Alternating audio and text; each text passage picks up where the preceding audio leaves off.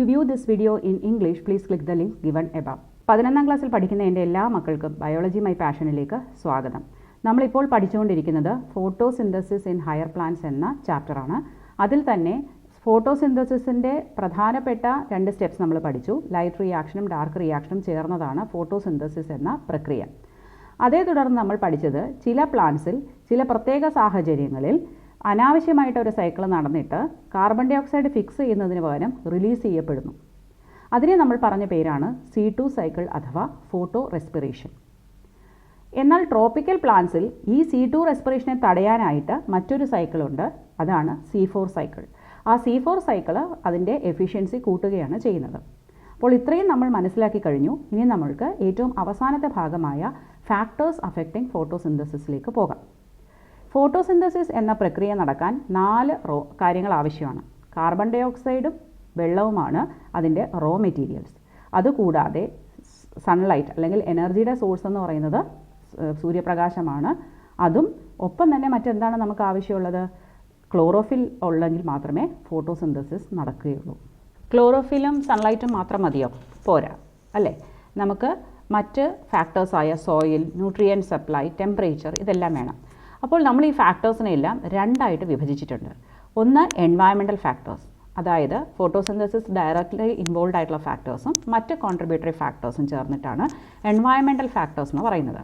അതായത് പ്രകൃതിയിൽ നിന്നുള്ള അല്ലെങ്കിൽ എക്സ്റ്റേണൽ ഫാക്ടേഴ്സ് നമുക്ക് പറയാം അല്ലേ? Light, carbon dioxide availability, temperature, മണ്ണ്, വാട്ടർ, ന്യൂട്രിയൻ സപ്ലൈ ഇതെല്ലാം അതിൽ ഉൾപ്പെടുന്നു. അതേസമയം രണ്ടാമത്തെ ഫാക്ടേഴ്സ് എന്ന് പറയുന്നത് ജനറ്റിക് ഫാക്ടേഴ്സാണ്. ഈ ജനറ്റിക് ഫാക്ടേഴ്സ് എന്നുകൊണ്ട് ഉദ്ദേശിക്കുന്നത് എന്താണ്? അവിടെ പ്ലാന്റിൻ്റെ ഘടകങ്ങളാണ്. പ്ലാന്റ്സിൽ തന്നെ ഉള്ള അനാട്ടമിയും അതിൻ്റെ ഭാഗങ്ങളുമാണ് ഇതിൽ ഉൾപ്പെടുത്തിയിരിക്കുന്നത്. നമുക്കറിയാം ഫോട്ടോസിന്തസിസ് നടക്കുന്നത് ഇലയിലാണ് അല്ലേ? ഇലയാണ് കിച്ചൺ ഓഫ് ദ ലീഫ്. അപ്പോൾ ആ ഇലയുടെ ഏജ്, ഇലയുടെ ആംഗിൾ എങ്ങനെയാണ് അത് സ്റ്റെമ്മിൽ പൊസിഷൻ ചെയ്തിരിക്കുന്നത്, ആ ഇലയുടെ ഓറിയൻറ്റേഷൻ, അപ്പോൾ എത്രത്തോളം ലൈറ്റിന് അതിന് എക്സ്പോസ്ഡ് ആണ്, ഇതെല്ലാം ജനറ്റിക് ഫാക്ടേഴ്സിൽ ഉൾപ്പെടുന്നുണ്ട്. ഇനി ഫാക്ടേഴ്സ് അഫക്റ്റിംഗ് ഫോട്ടോസിന്തസിസ് എക്സ്പ്ലെയിൻ ചെയ്യാനായിട്ട് ഏറ്റവും വലിയ ലോയാണ് ലോ ഓഫ് ലിമിറ്റിംഗ് ഫാക്ടേഴ്സ്. അത് പ്രപ്പോസ് ചെയ്തത് FF ബ്ലാക്ക്മാൻ എന്നൊരു ശാസ്ത്രജ്ഞനാണ്. 1905 അദ്ദേഹം ഈ നിയമം കൊണ്ടുവന്നത്.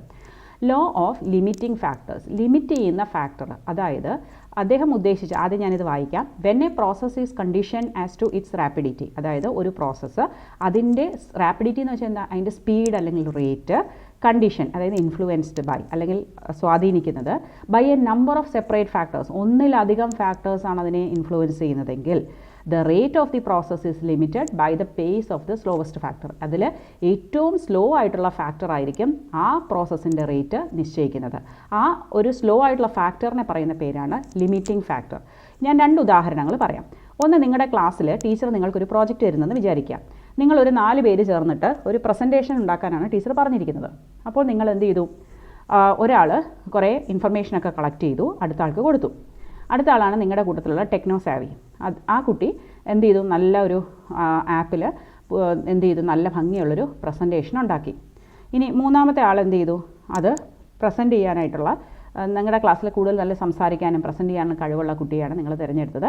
ആ കുട്ടിയാണ് എന്ത് ചെയ്യുന്നത്? നമ്മുടെ പ്രസൻറ്റേഷൻ ചെയ്യുന്നത്. അത് സ്ക്രിപ്റ്റൊക്കെ പഠിച്ചു, അല്ലെങ്കിൽ കണ്ടൻറ്റൊക്കെ നന്നായിട്ട് പഠിച്ചു, പ്രസൻറ്റ് ചെയ്യാൻ തയ്യാറായി. ഇനി നാലാമത്തെ ആൾ എന്താ ചെയ്തത്? ഈ USB എടുത്ത് വീട്ടിൽ കൊണ്ടുപോയി, ഓക്കെ ഞാൻ അതിൻ്റെ ഫൈനൽ ഗ്രാഫിക്സ് ഒക്കെ ആഡ് ചെയ്യാം എന്നും പറഞ്ഞ് നാലാമത്തെ ആൾ കുറച്ച് ഗ്രാഫിക്സ് ആഡ് ചെയ്യാനും പിക്ചേഴ്സ് ആഡ് ചെയ്യാനും ഒക്കെ ആയിട്ട് അതിനെ എടുത്തു.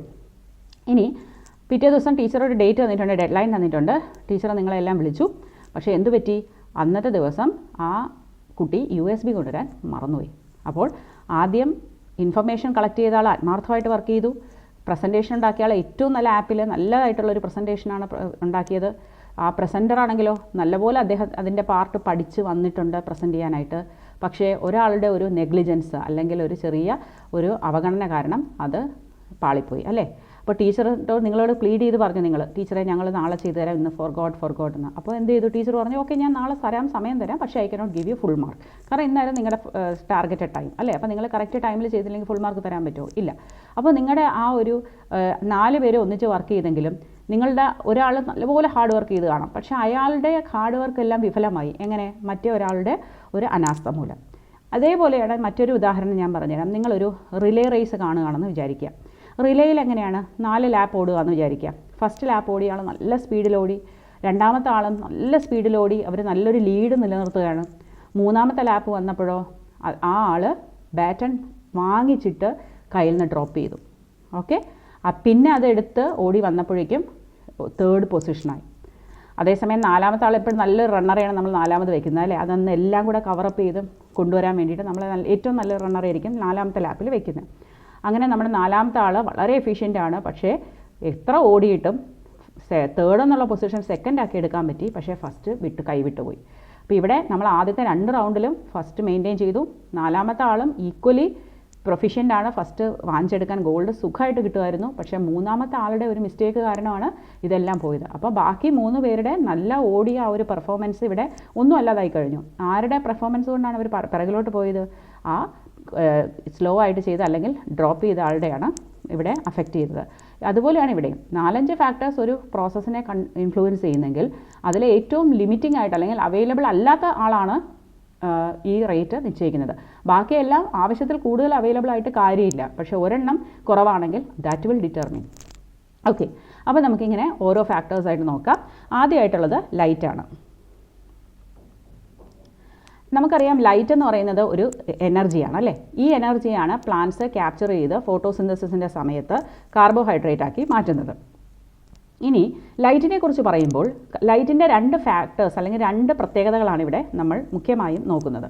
ഒന്ന് ഇൻറ്റൻസിറ്റി ഓഫ് ലൈറ്റ്, എത്ര ഹാർഡായിട്ടാണ് നമുക്ക് ലൈറ്റ് കിട്ടുന്നത്, അല്ലെങ്കിൽ ക്വാളിറ്റി ഓഫ് ലൈറ്റ്, ലൈറ്റിൻ്റെ ക്വാളിറ്റി.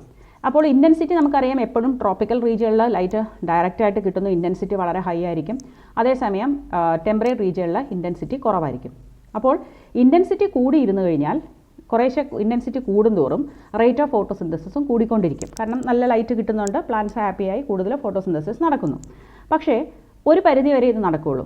അതിനുശേഷം ഒത്തിരി ലൈറ്റ് ഇൻറ്റൻസിറ്റി ആയിക്കഴിഞ്ഞാൽ എന്ത് പറ്റും? അപ്പോൾ ആദ്യം ലൈറ്റ് ഇൻറ്റൻസിറ്റി ഇൻക്രീസ് ചെയ്യുമ്പോൾ ഫോട്ടോസിന്തറ്റിക് റേറ്റ് ഇൻക്രീസ് ചെയ്യും. പക്ഷേ ഒരു ലിമിറ്റ് കഴിഞ്ഞു കഴിഞ്ഞാൽ ഹൈ ലൈറ്റ് ഇൻറ്റൻസിറ്റി ആയിക്കഴിഞ്ഞാൽ ഫോട്ടോസിന്തറ്റിക് റേറ്റ് എന്തായിട്ട് പോകും? താഴോട്ടായി പോകും, ഡ്രോപ്പ് ചെയ്യും. അതിന് 2 കാരണങ്ങളാണുള്ളത്.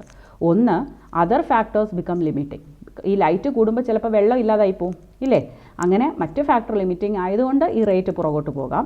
അതല്ലെങ്കിൽ ഹൈ ലൈറ്റ് നമ്മുടെ ക്ലോറോഫിലിനെ ഡിസ്ട്രോയ് ചെയ്യാൻ പര്യാപ്തമാണ്. അപ്പോൾ ക്ലോറോഫില്ല് ഓക്സിഡൈസ് ആയി പോകും. ഇപ്പോൾ സാധാരണഗതിയിൽ നമുക്കറിയാം ആൻറ്റിനെ മോളിക്യൂൾസ് അല്ലേ, ലൈറ്റ് ഹാർവെസ്റ്റിംഗ് കോംപ്ലക്സിൽ നമ്മളെ ക്ലോറോഫിലിനെ ചുറ്റി ആരുണ്ട്? കാരോട്ടിനോയിഡ്സ് ഉണ്ട്. ഈ കാരോട്ടിനോയിഡ്സ് എല്ലാം ആൻറ്റി ഓക്സിഡൻസ് ആയിട്ട് വർക്ക് ചെയ്തിട്ട് അവർ ഈ ഫോട്ടോ ഓക്സിഡേഷൻ ഓഫ് ക്ലോറോഫിലിനെ പ്രിവെൻറ്റ് ചെയ്യാൻ ശ്രമിക്കുന്നുണ്ട്. പക്ഷേ എന്നാലും വളരെ ഹൈ ഇൻറ്റൻസിറ്റിയിൽ പക്ഷേ ചിലപ്പോൾ ഇത് സംഭവിക്കാം. ഇനിയും ഇൻറ്റൻസിറ്റി കൂടി വളരെ ഹൈ ഒരു ലെവലിൽ എത്തിക്കഴിഞ്ഞാൽ സിന്തസിസ് എന്ന പ്രക്രിയ തന്നെ കംപ്ലീറ്റ് ആയിട്ട് നിന്നുപോകും.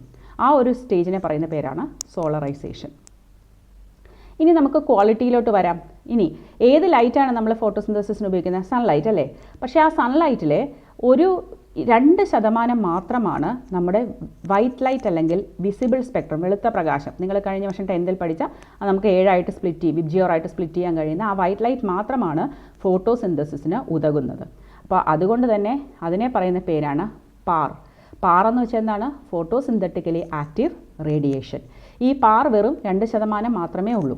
അപ്പോൾ ആ പാർ വരുന്നത് 400 നാനോമീറ്ററിനും 700 നാനോമീറ്ററിനും ഇടയ്ക്കുള്ള വേവ് ലെങ്ത്തിലാണ്. അതാണ് നമ്മുടെ വിസിബിൾ സ്പെക്ട്രം എന്ന് പറയുന്നത്.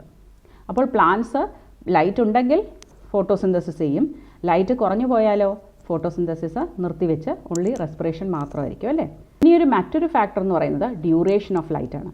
അതായത് കൂടുതൽ നേരം ലൈറ്റിന് എക്സ്പോസ്ഡ് ആയിട്ടിരുന്നാൽ, അതായത് ഒരു പ്ലാന്റിന് 10 മുതൽ 12 മണിക്കൂർ ലൈറ്റ് കിട്ടുകയാണെങ്കിൽ തീർച്ചയായിട്ടും ഫോട്ടോസിന്തസിസിൻ്റെ റേറ്റ് കൂടുക തന്നെ ചെയ്യും.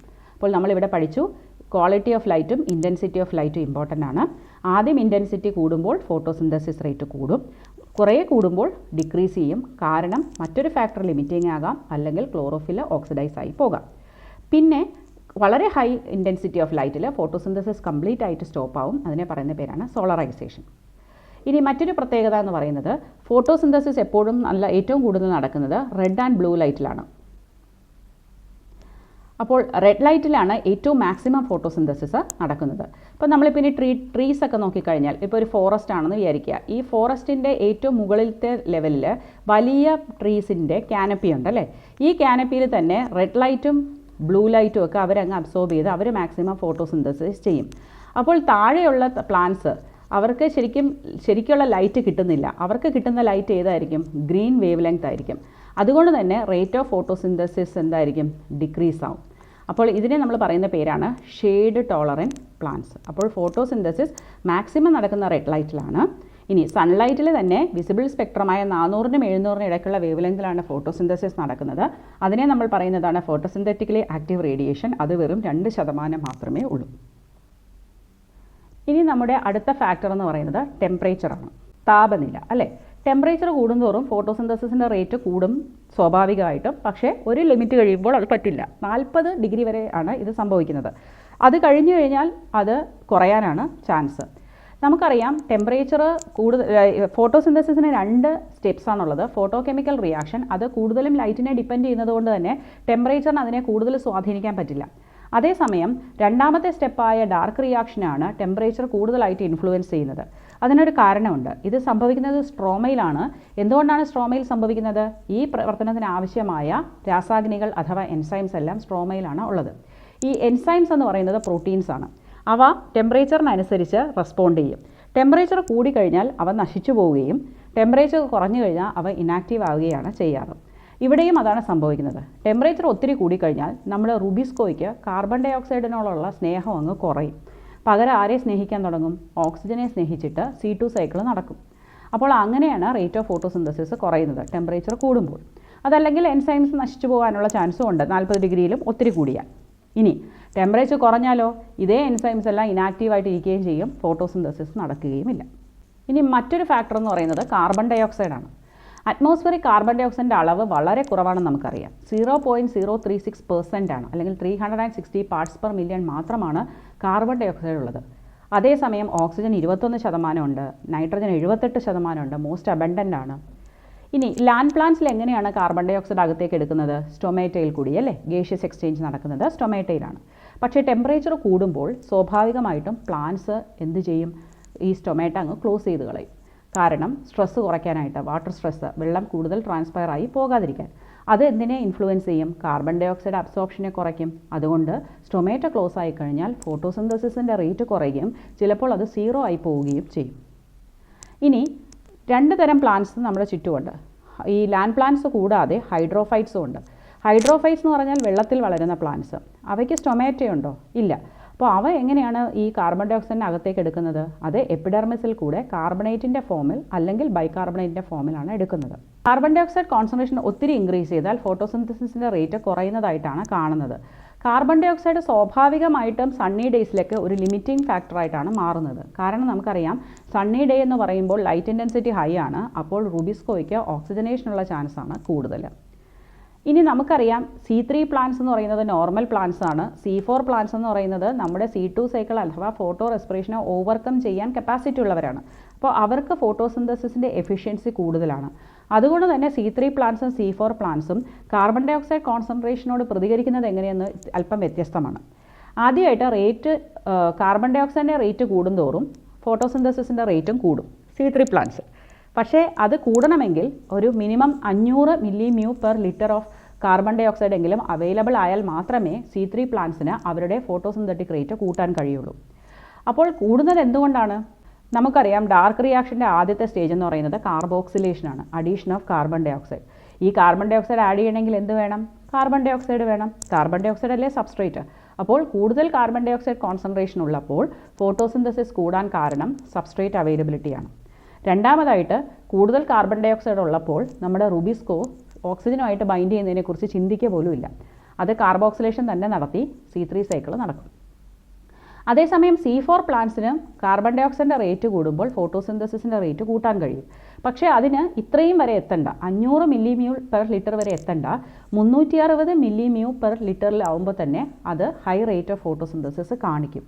അപ്പോൾ ഈ 360 എന്ന് പറയുന്നത് ഒരു സിഗ്നിഫിക്കൻറ്റ് നമ്പറാണ്. കാരണം സാധാരണയായി നമ്മുടെ അറ്റ്മോസ്ഫിയറിൽ കാണുന്ന ആ പെർസെൻറ്റേജ് തന്നെയാണത്. അപ്പോൾ സ്വാഭാവികമായുള്ള കണ്ടീഷനിൽ തന്നെ ഹയർ റേറ്റ് ഓഫ് ഫോട്ടോസിന്തസിസ് കാണിക്കാൻ നമ്മുടെ C4 പ്ലാന്റ്സിന് പറ്റും. പക്ഷേ C3 പ്ലാന്റ്സിന് അത് കഴിയുന്നില്ല. ഫോട്ടോസിന്തസിസിനെ സ്വാധീനിക്കുന്ന അടുത്ത ഘടകം എന്ന് പറയുന്നത് സോയിൽ വാട്ടറാണ്, അതായത് മണ്ണിലെ ജലാംശം. എന്തുകൊണ്ടാണ് നമ്മൾ മണ്ണിലെ ജലം എന്ന് പറയുന്നത്? കാരണം മണ്ണിൽ നിന്ന് വേരിലൂടെ മാത്രമേ ജലത്തിനെ വലിച്ചെടുക്കാനായിട്ട് ഒരു ചെടിക്ക് കഴിയുകയുള്ളൂ. വെള്ളം ചിലപ്പോഴൊക്കെ ഒരു ലിമിറ്റിംഗ് ഫാക്ടറായി മാറാറുണ്ട്. കാരണം വെള്ളം എപ്പോഴും ആവശ്യത്തിന് അവൈലബിൾ ആയിരിക്കണമെന്നില്ല.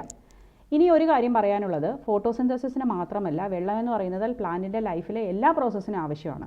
അപ്പോൾ അതുകൊണ്ട് തന്നെ ഈ വലിച്ചെടുക്കുന്ന വെള്ളത്തിൻ്റെ 1% മാത്രമാണ് ഫോട്ടോസിന്തസിസിന് ഉപയോഗിക്കുന്നത്. ബാക്കി 99% മറ്റുള്ള ലൈഫ് പ്രോസസ്സ് നടത്താനാണ് പ്ലാന്റ് ഉപയോഗിക്കുന്നത്. ഇനി പ്ലാന്റിൽ വാട്ടർ സ്ട്രെസ് ഉണ്ടായാൽ, അതായത് അവൈലബിലിറ്റി ഓഫ് വാട്ടർ കുറഞ്ഞാൽ എന്ത് സംഭവിക്കും? റേറ്റ് ഓഫ് ഫോട്ടോസിന്തസിസ് സ്വാഭാവികമായും താഴേക്ക് പോകും. അതിന് 2 കാരണങ്ങളാണുള്ളത്. ഒന്ന്, വെള്ളത്തിൻ്റെ അളവ് കുറയുമ്പോൾ സ്വാഭാവികമായിട്ടും പ്ലാന്റ്സ് അതിൻ്റെ സ്റ്റൊമേറ്റ അങ്ങ് ക്ലോസ് ചെയ്യും. കാരണം സ്റ്റൊമേറ്റ തുറന്നിരുന്നാൽ ട്രാൻസ്പിറേഷനിൽ കൂടി ജലാംശം നഷ്ടപ്പെടും. അത് തടയാനാണ് ഇത് ചെയ്യുന്നത്. ഇതിന് സഹായിക്കുന്ന ഒരു ഹോർമോൺ എന്ന് പറയുന്നത് നമ്മുടെ അബ്സിസിക് ആസിഡാണ്. അതുകൊണ്ട് അതിനെ സ്ട്രെസ് ഹോർമോൺ എന്നും പറയാറുണ്ട്. അപ്പോൾ നമ്മൾ ഈ പ്ലാന്റ്സ് സ്റ്റൊമേറ്റ അടച്ചു വെച്ചാൽ കാർബൺ ഡൈ ഓക്സൈഡ് എക്സ്ചേഞ്ച് നടക്കാൻ പറ്റുമോ? ഇല്ല. അപ്പോൾ കാർബൺ ഡൈ ഓക്സൈഡ് കടക്കുന്നത് കുറയുകയും അതിൻ്റെ ഫലമായി റേറ്റ് ഓഫ് ഫോട്ടോസിന്തസിസ് താഴേക്ക് പോവുകയാണ് ചെയ്യുന്നത്. ഇനി മറ്റൊരു ഘടകം എന്ന് പറയുന്നത് വാട്ടർ പൊട്ടൻഷ്യൽ റെഡ്യൂസ് ആയി പോകും. വെള്ളത്തിൻ്റെ അളവ് കുറയുമ്പോൾ ലീഫിലെ വാട്ടർ പൊട്ടൻഷ്യൽ റെഡ്യൂസ് ആവും. അത് ട്രാൻസ്പോർട്ടിനെയും കാര്യമായി ബാധിക്കും. ഇനിയുള്ളത് അടുത്തതായി ന്യൂട്രിയൻസിൻ്റെ ഇമ്പോർട്ടൻസ് ആണ്. ന്യൂട്രിയൻസ് നമ്മുടെ ഓവറോൾ ഡെവലപ്മെൻറ്റിനും പ്ലാന്റ്സിൻ്റെ വളർച്ചയ്ക്കെല്ലാം ആവശ്യമാണ്. പക്ഷേ ഫോട്ടോസിന്തസിസിൽ ഡയറക്റ്റായിട്ട് ഇൻവോൾവ് ആയിട്ടുള്ള ചില ന്യൂട്രിയൻസിനെ കുറിച്ച് നമുക്ക് നോക്കാം. ഏറ്റവും പ്രധാനമായിട്ടുള്ളത് നൈട്രജനാണ്. ഈ നൈട്രജൻ എന്ന് പറയുന്നത് എൻസൈംസിൻ്റെ ഒരു പ്രധാന ഘടകമാണ്, ക്ലോറോഫില്ലിൻ്റെയും. അതുകൊണ്ട് തന്നെ നൈട്രജൻ പ്ലാന്റ്സിന് വളരെ അത്യാവശ്യമാണ്. നൈട്രജൻ കുറഞ്ഞാൽ ഫോട്ടോസിന്തസിസിൻ്റെ റേറ്റ് കുറയും. അതുപോലെ മഗ്നീഷ്യം, ക്ലോറോഫിലിൻ്റെ സ്ട്രക്ചറിൽ തന്നെ മഗ്നീഷ്യം ഉണ്ട്. അപ്പോൾ ക്ലോറോഫിലിൻ്റെ സ്ട്രക്ചറൊക്കെ നമ്മൾ ആദ്യത്തെ പാർട്ടിൽ തന്നെ പഠിച്ചു കഴിഞ്ഞു. നിങ്ങളതൊന്നും കണ്ടിട്ടില്ലെങ്കിൽ തീർച്ചയായിട്ടും കാണുക. പിന്നെ അയണാണ്. അയൺ എന്ന് പറയുന്നത് ക്ലോറോഫിലിൻ്റെ ഫോർമേഷന് വളരെ അത്യാവശ്യമാണ്. ഫോസ്ഫറസ് നമുക്കെല്ലാം അറിയാം, അഡിനോസിൻ ട്രൈഫോസ്ഫേറ്റിൻ്റെ ഒരു പാർട്ടാണ്. മാംഗനീസ്, കോപ്പർ, ക്ലോറിൻ ഇവയെല്ലാമാണ് ഫോട്ടോളിസിസ് ഓഫ് വാട്ടറിന് ആവശ്യം. പൊട്ടാഷ്യം, സൾഫറും എൻസൈംസിൻ്റെ ഫോർമേഷനും ആവശ്യമാണ്. ഇരുണ്ട ഘട്ടം എൻസൈംസിനെ ആശ്രയിച്ചാണ് നിലനിൽക്കുന്നത്. ഇനി വരുന്നത് ജനറ്റിക് ഫാക്ടേഴ്സാണ്. ജനറ്റിക് ഫാക്ടേഴ്സ് എന്ന് പറയുന്നത് എന്താണ്? ലീഫ് ഫാക്ടേഴ്സ് അല്ലേ. അതിൽ ആദ്യത്തേത് ഏജ് ഓഫ് ലീഫാണ്. ഈ ലീഫ് കുറേ കഴിയുമ്പോൾ ഏജ് ആവും, വയസ്സാവും അല്ലേ. ഈ വയസ്സാവുന്ന പ്രക്രിയയ്ക്ക് നമ്മൾ പറയുന്ന പേരാണ് സെനിസെൻസ്. ഓക്കെ, അങ്ങനെ ആവുമ്പോൾ ഈ വയസ്സായ ലീഫിൻ്റെ കളർ എന്തായിട്ട് മാറും? യെല്ലോ ആയിട്ട് മാറും. അതെന്തുകൊണ്ടാണ്? അതിൻ്റെ ക്ലോറോഫിൽ നഷ്ടപ്പെടുന്നു. അപ്പോൾ ക്ലോറോഫിൽ നഷ്ടപ്പെട്ട് കഴിഞ്ഞു കഴിഞ്ഞാൽ എൻസൈം സ്വാഭാവികമായിട്ടും ഇനാക്റ്റീവായിട്ട് മാറി റേറ്റ് ഓഫ് ഫോട്ടോസിന്തസിസ് കുറയും. അപ്പോൾ ഏജ് ആയ ലീഫിൽ സ്വാഭാവികമായിട്ടും എൻസൈംസും ഇനാക്റ്റീവായിട്ട് മാറും. അതുകൊണ്ട് തന്നെ അത് റേറ്റ് ഓഫ് ഫോട്ടോസിന്തസിസിനെ കുറയ്ക്കും. പിന്നെ ഉള്ളത് ആംഗിൾ ഓഫ് ലീഫും ഓറിയൻറ്റേഷൻ. ഇത് രണ്ടും സെയിം ആണ്. ആംഗിളിനനുസരിച്ചാണ് ഓറിയൻറ്റേഷനും. അതുകൊണ്ടാണ് ഒന്നിച്ചെഴുതിയത്. സാധാരണ ലീഫ്സിൽ വെർട്ടിക്കലായിട്ട് അല്ലെങ്കിൽ കുറച്ചൊരു ആംഗിളിലാണ് ഈ ലീഫിനെ നമ്മൾ അറ്റാച്ച് ചെയ്യുന്ന സ്റ്റെമ്മിലേക്ക്. പക്ഷേ ഷെയ്ഡഡ് പ്ലാന്റ്സിൽ മിക്കവാറും ലീവ്സ് വളരെ ഹൊറിസോണ്ടലായിട്ടായിരിക്കും വെച്ചിരിക്കുന്നത്. കാരണം അതുകൊണ്ട് മാക്സിമം ഫോട്ടോസിന്തസിസ് എൻഷ്യൂർ ചെയ്യാൻ കഴിയുമെന്നുള്ളതാണ്. അപ്പോൾ ഇനി നമുക്ക് ഫോട്ടോസിന്തസിൻ്റെ സിഗ്നിഫിക്കൻസും കൂടി പറഞ്ഞ് ഈ ചാപ്റ്റർ അവസാനിപ്പിക്കാം. നമുക്കറിയാം ഇതൊരു വൈറ്റൽ ബയോളജിക്കൽ ഫിനോമിനനാണ് ഈ എർത്തിൽ നടക്കുന്നത്.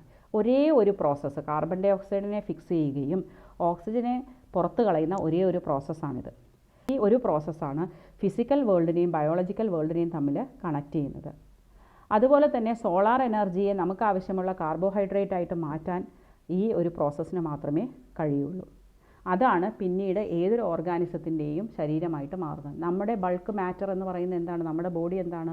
ഏതോ ഒരു പ്ലാന്റ് ചെയ്ത ഫോട്ടോസിന്തസിസിൻ്റെ ഫലമാണ് അല്ലേ.